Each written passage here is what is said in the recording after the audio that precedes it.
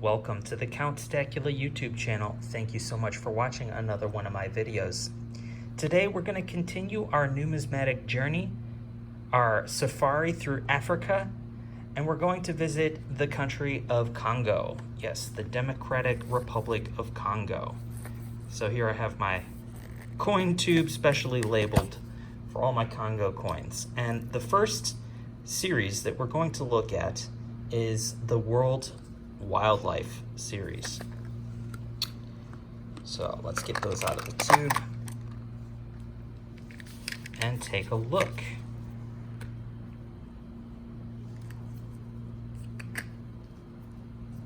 All right, let's take a look at the business end here first. That would be the giraffe. A beautiful design minted by Geiger, which is a well-known high premium mint, I believe out of Germany, that is renowned for its quality and mostly in silver bars. But here they're doing coins and they're doing them well. So what I like about this series is they have the continent of Africa here at the bottom. Yet it's the world's wildlife. They have the title of the series at the bottom, and the animal at the top, the text, and a really nice depiction of a giraffe. I mean, I think it's pretty good because giraffe is kind of a hard animal to fit on a coin, and I think they did a pretty decent job. The clouds look pretty realistic. It's obviously in the foreground, but it also represents that the height of the giraffe, that you know, it's towering above these trees, and that seems somewhat fitting. It doesn't seem out of place in scale to the background of the devices here. So looking at the field, it's almost mirror-like. Gotta watch out for a face reveal, but I like the finish and the contrast that you get when you have what is almost like a proof coin, yet it is a business strike. And let's take a look at the obverse. We've got 20 francs. This coin came out in 2019. This was the first in the series, and it says République démocratique du Congo at the top. It's got a few interesting characteristics with the seal of Congo. They've got justice and some what looks like peace in French, and travail, and I'm not exactly sure because I don't speak French what that means, but a cool leopard at the top. I suppose that's a spear or an arrow. This may be a sickle of some sort, and yeah, I think it's really cool. A neat design, reeded edge, and comes in a mint capsule. So let's take a look at some of the other coins in this series.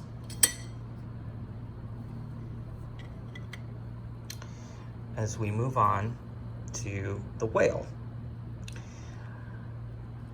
So this kind of caught me off guard with the second release because they're just, you know, a little bit all over the place with their selection of animals, but that's okay. I mean, it is the World Wildlife series. I wonder how many they're going to produce.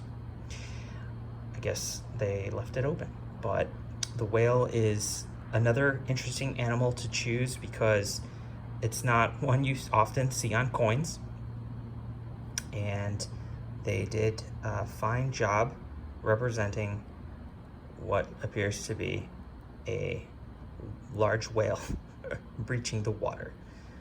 So here we have more of the same. let's move on to the next in the series. And that is the bald eagle. I like this eagle depiction a lot. I think it's simple and effective. Unlike the American silver eagle, it doesn't really cut off too much of the wing, although I think it does actually cut off a little bit of the wing. And we've got a nice mountainous background. If you look closely, you'll see North America here on the world's globe at the bottom. And I don't know if I caught a difference between the first and the second coin. Yes, we've got Africa here featured. And then on the whale, we have North, South America, and Africa, and Europe. On the third release, it's really just North America. So that's an interesting feature of this series that honestly I didn't pick up on until I made this video. But it is a fine looking coin and a fine looking eagle. This is the 2021. So they're coming out with this series one per year, and that's nice. It's not too overwhelming for people, you know. Sometimes they come out with 3 coins in a series, and it's like hard to keep up with because you want to make sure you can jump on all of them. Let's take a look at the last coin to be released here in the year of 2022, and that is the bear. And look, we have also a change on the map, and it appears to be Russia. And yeah, that's, correct me if I'm wrong, but I think that's supposed to be Russia. Very interesting. We've got a nice grizzly in a ferocious yawn or roar. He's either yawning or roaring, and it's a nice foresty background that we can see. Very nice. All right, so that is the World's Wildlife series, and we are all up to date on these coins. I think they are looking to create a pretty interesting set of coins with these so far. It's one that is exclusive, I think, to SD Bullion, and so you can usually get them when they come out from there at a decent price, close to what you would get a generic bullion piece for. So that's a pretty good deal because they tend to go up in the secondary market. I think briefly I'll talk about what are the advantages of buying high premium silver coins like this that you might be able to get more for your money if you were to just buy generic silver. The advantages to me are clearly in the design, and that it has its silver intrinsic value, but it also has the potential to grow as a collector piece. That's why they technically sometimes refer to these coins as semi-numismatic or semi-numi, although that's kind of a erroneous term, as if you look up the definition of numismatic, it's anything to do with coins, metal, paper money, etc. So they're 100% numismatic, but that's just kind of what some of the terminology you'll pick up in this hobby of collecting. I prefer the term premium or better bullion to define these types of coins.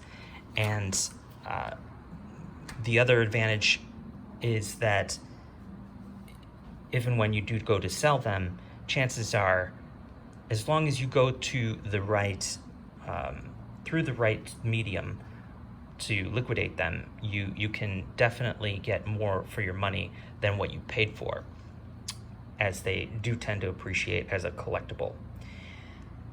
However, where you could get burned, the disadvantage to these types of collector coins is that if you're just looking for an easy way out to sell to a coin shop, then I think you're going to be disappointed in that a typical coin shop will treat these as simply a silver round or give you spot for them. So that is definitely a distinction that you would want to make before you go ahead and commit to buying a whole bunch of better bullion. And it's good to have an exit strategy in mind before you go ahead and buy a whole bunch of these types of coins. That is why I keep a detailed database spreadsheet of everything that I've bought and how much I've paid for it, the quantity, the date, the purchase spot price, the premium, the percentage, and I have a spreadsheet that makes it very easy to refer back to anything if I go to sell it, so I know how much I need to price these things at relative to fair market value. And that is how I find a way to be successful with collecting this type of silver bullion product. So with that said, let's move on to another series out of the Republic de Congo, and that is the Prehistoric Life series that was started in 2020. And this coin needs no introduction. Obviously, it's the Tyrannosaurus Rex. It's the biggest, baddest beast of them all. And they did a really fantastic job. It's standing proud over its meal. And there's just a lot of action going on in this coin. So when it came out, it was a hit. This is another 10,000 coin mintage series, and I think the design is well thought out. It's beautiful.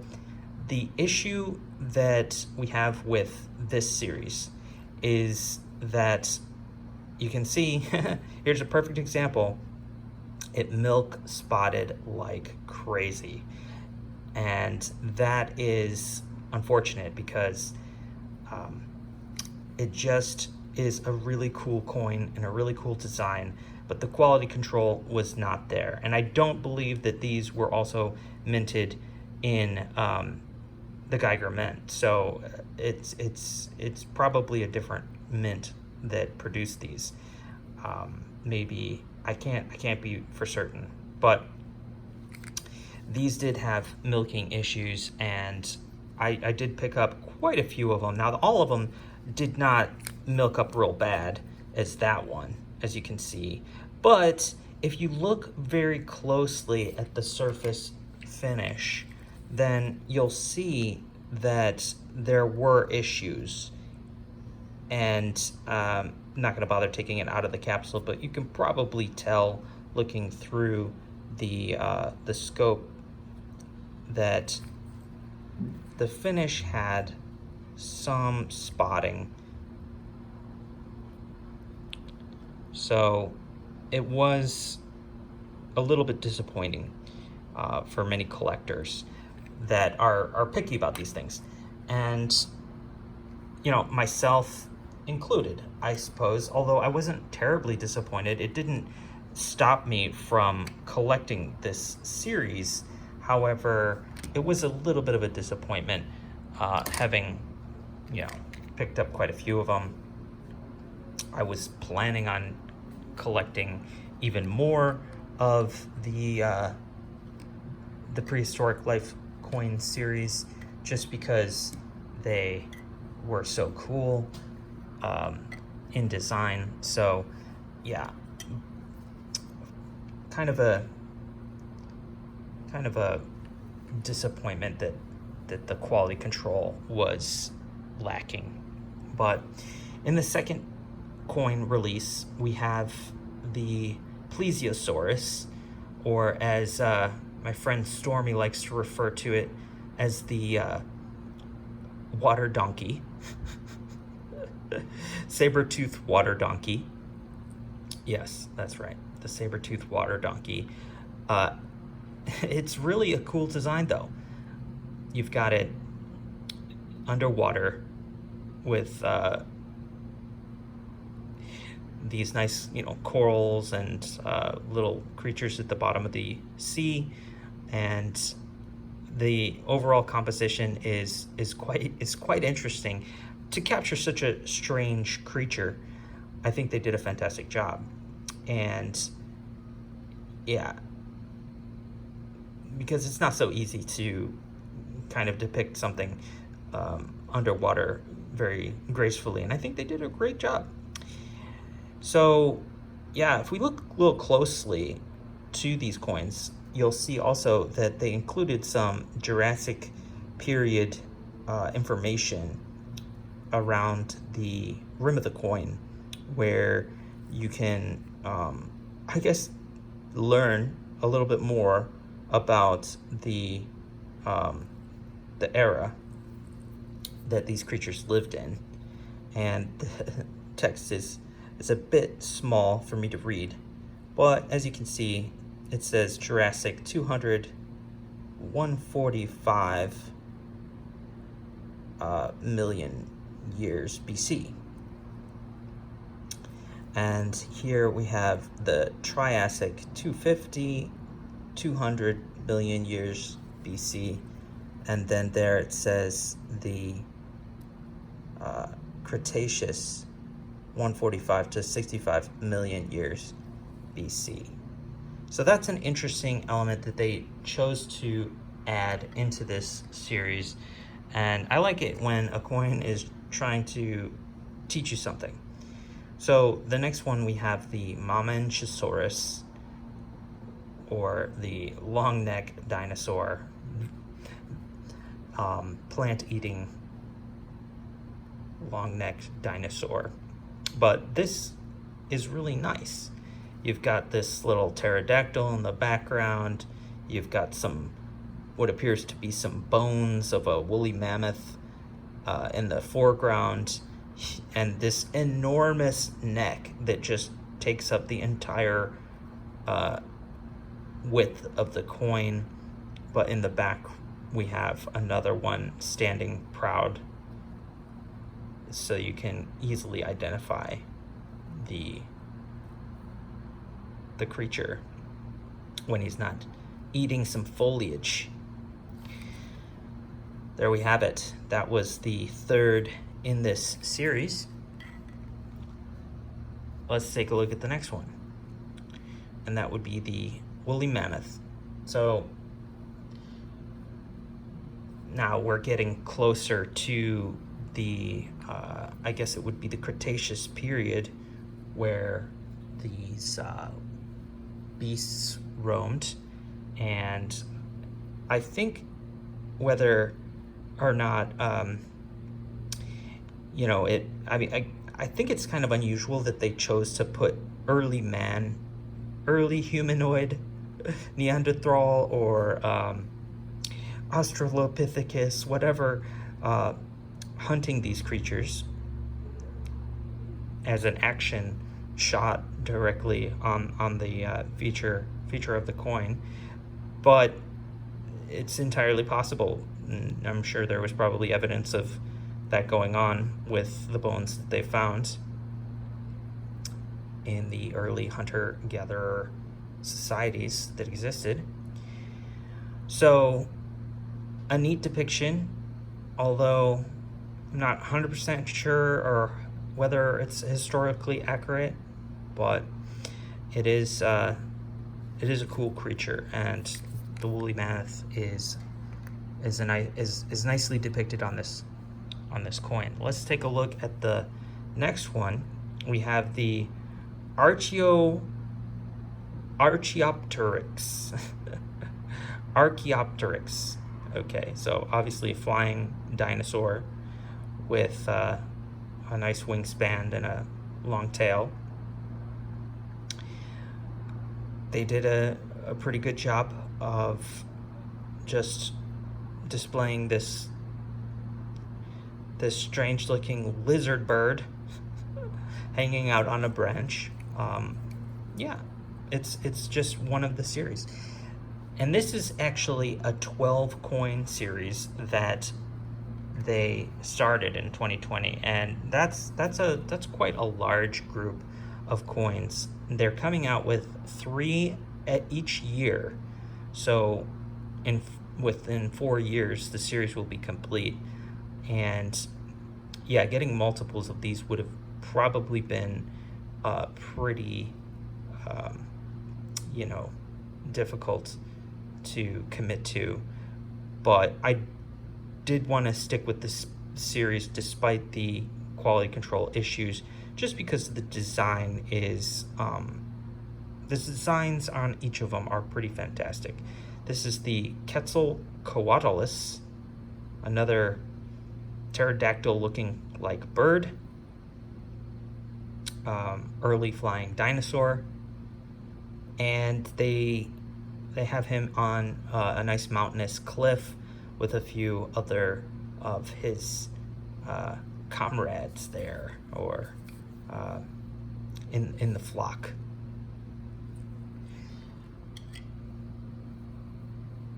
And there's just a couple more.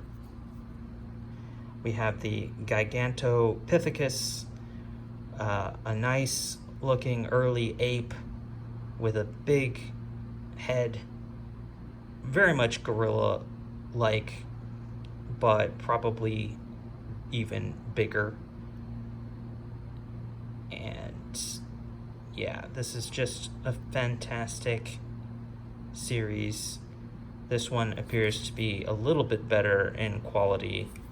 Maybe it's not milking yet, but it's still 2022. Although I think it came out early last year. Let's take a look at the most recent release. There is one more actually that is available now, but I don't think it's shipped yet.